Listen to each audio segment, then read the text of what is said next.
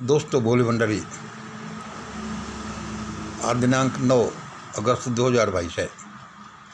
आज की देववाणी, जनवाणी, मंगलवाणी ये आकाशवाणी है। ए मैसेज फ्रॉम हेवन। दोस्तों आजकल कुछ वातावरण ऐसा चल रहा है, डरावना सा, निगेटिविटी भरा हुआ,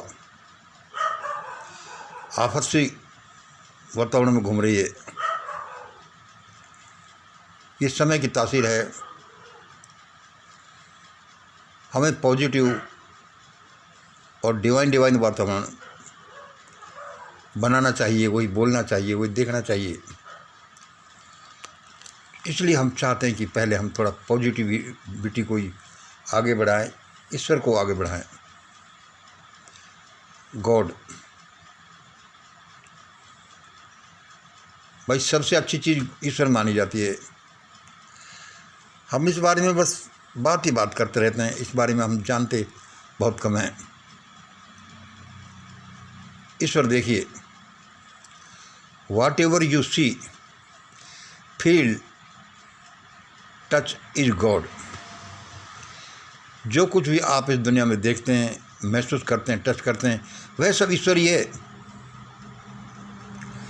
here is nothing but God.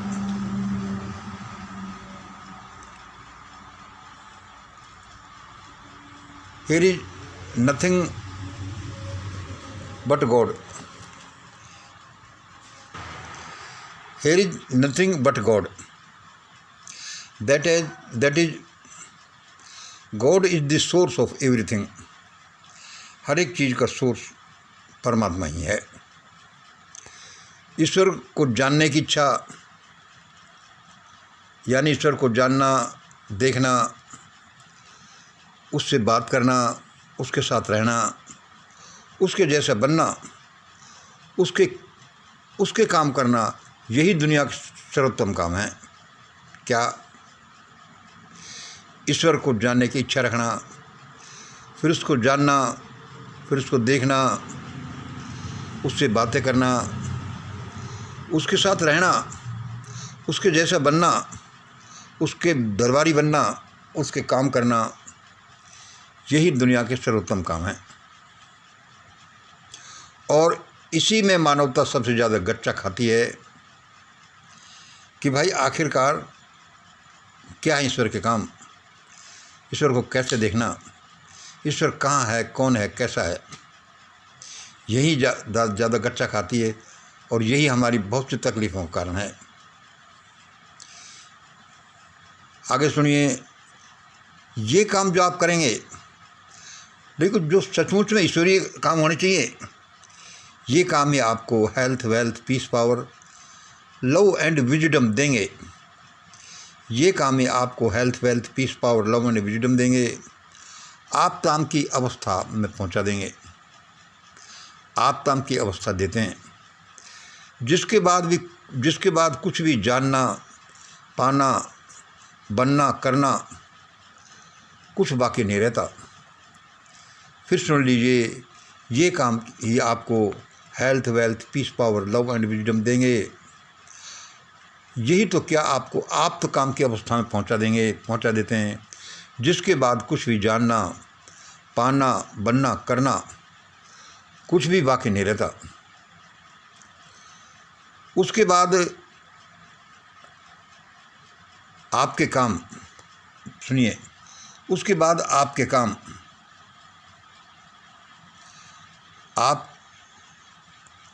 आपके काम और आपको पढ़ना, देखना, सुनना,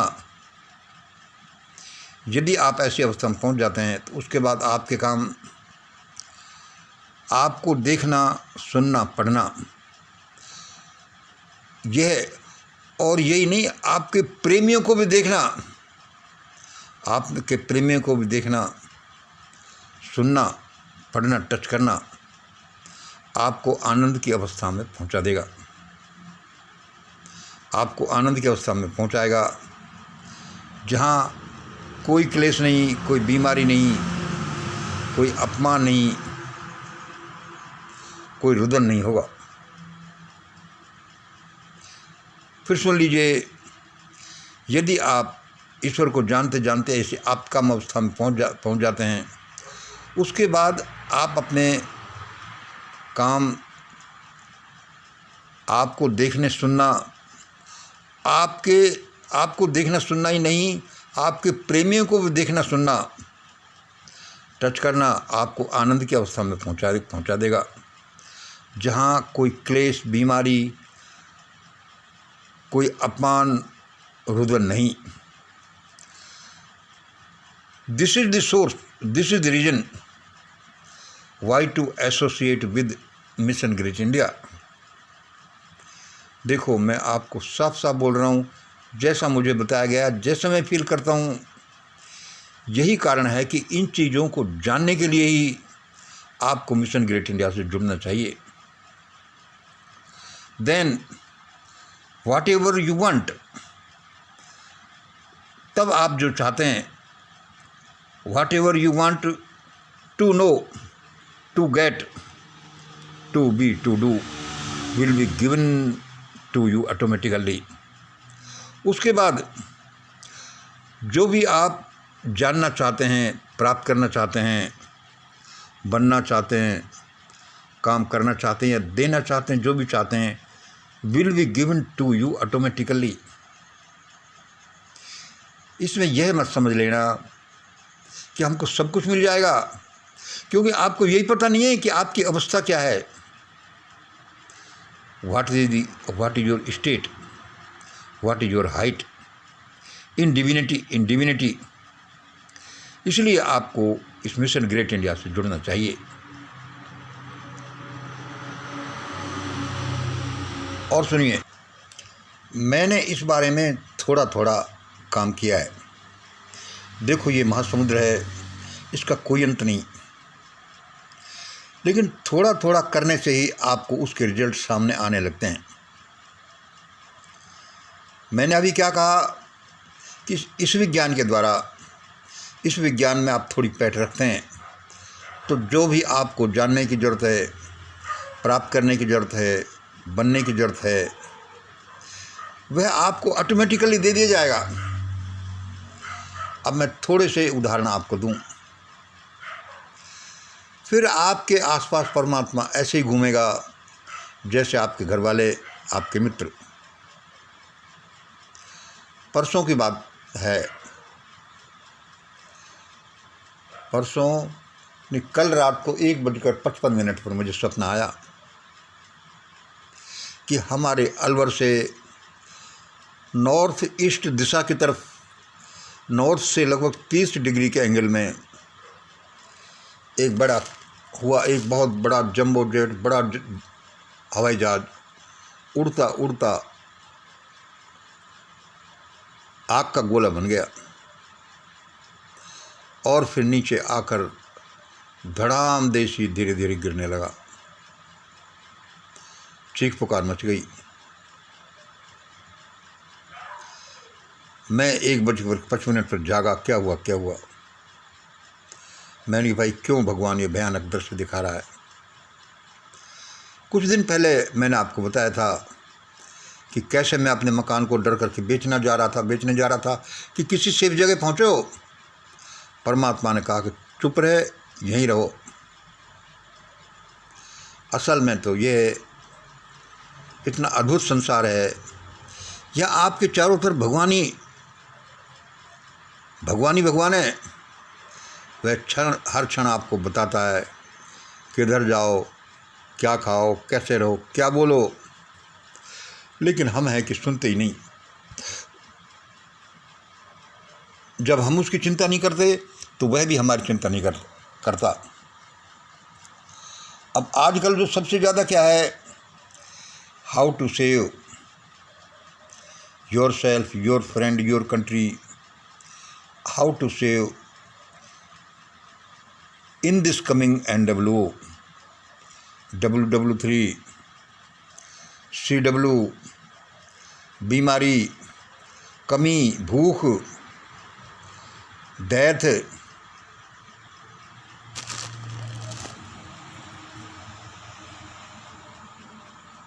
हमने क्या बोला,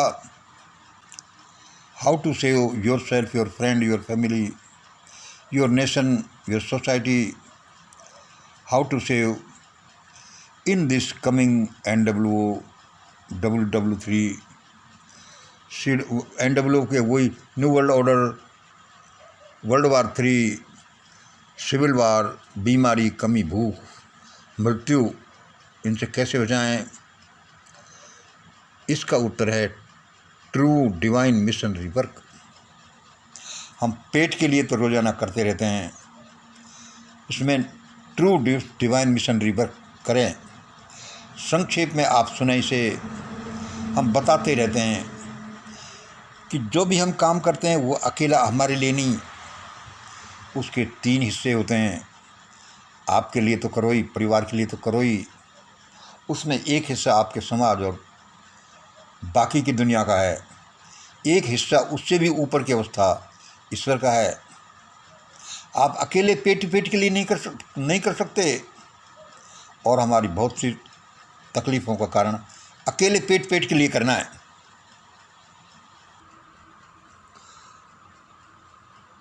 अब आज की हमारी अंतिम अप्रोच सुनिए। आज हमारा विचार है कि हम कुछ परोपकार का कार्य करेंगे, और उसी पैसे से करेंगे जो ज़्यादातर आप लोगों ने दिया है। कुछ उसमें मैंने भी मिलाया हुआ, और मैंने तो क्या पूरे जीवन इसी काम के लिए दिया है कि क्या मैं मानवता के लिए कुछ कर सकता हूँ। ये अलग बात है कि ये मेरे से संभव नहीं हुआ, ईश्वर ने ज़्यादा मुझे मौका दिया ही नहीं, थोड़ा बहुत ये बोल लेता हूँ, इसी को मान कर कि मैं परोपकारी कार्य कर रहा हूँ, इसी में संतुष्ट हो जाता हूँ। ईश्वर ज़्यादा मेहरबान हुआ ही नहीं कि मैं कोई बड़ा कार्य कर सकूँ या फिर ज़्यादा कोई योगदान दे सकूं, जैसी उसकी इच्छा। आज हम कुछ परोपकार का कार्य करने वाले हैं।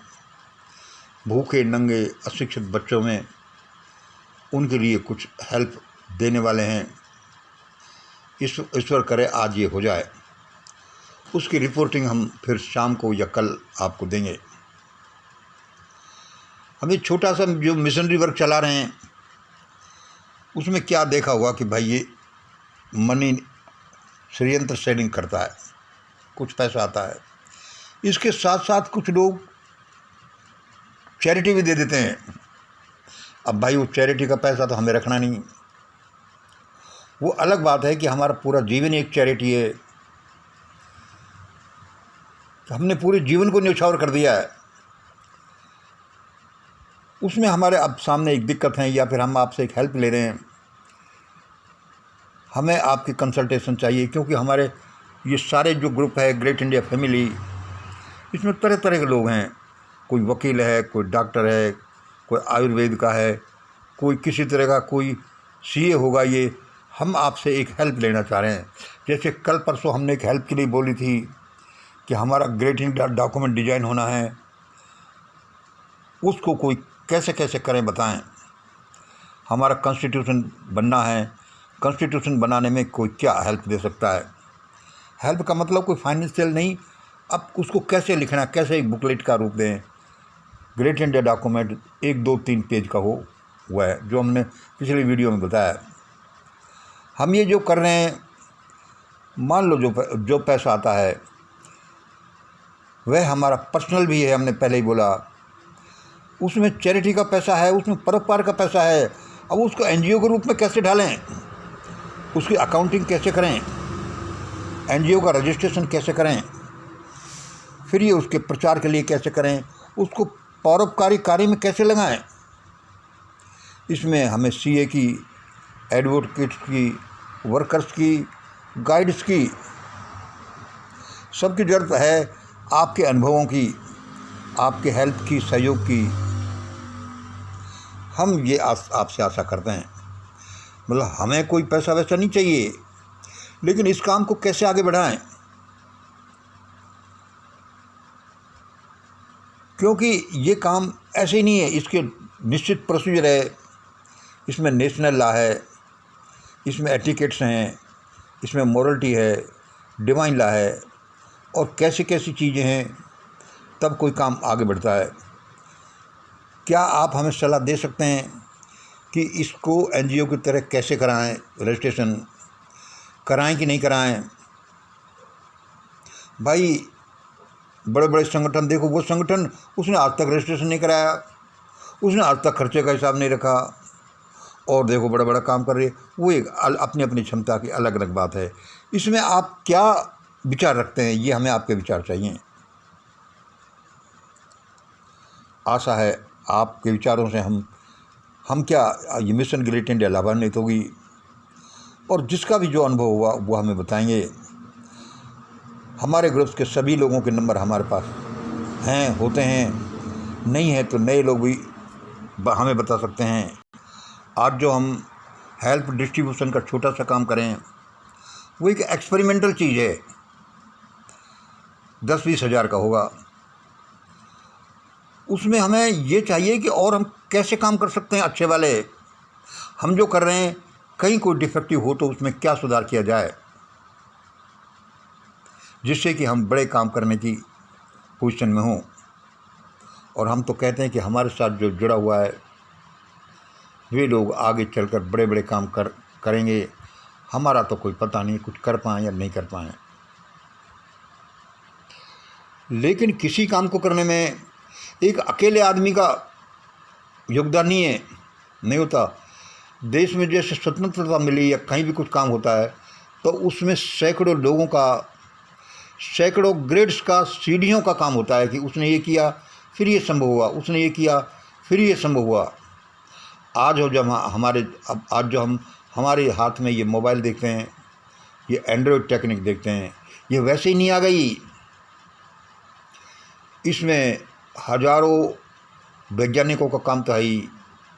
इसमें एक टेक्निक आई दुनिया में, फिर दूसरी आई, फिर तीसरी आई, फिर किसी ने काम किया, फिर वो आई।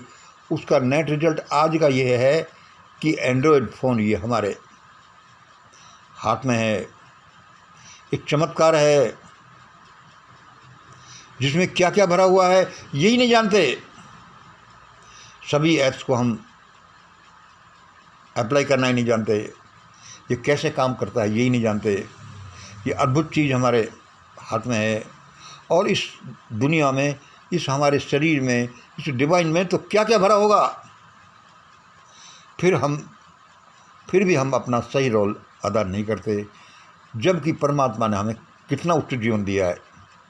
एक बार फिर मैं रिपीट कर दूं, सारा नहीं, कि ये जो हमारे पास कुछ पैसा हम आज चैरिटी में खर्च कर रहे हैं, इसमें हम क्या क्या करें, एनजीओ का कैसे रूप दें, इसका अकाउंटिंग कैसे करें, इसका रजिस्ट्रेशन कैसे करें, प्रचार प्रसार में लोगों को कैसे करें।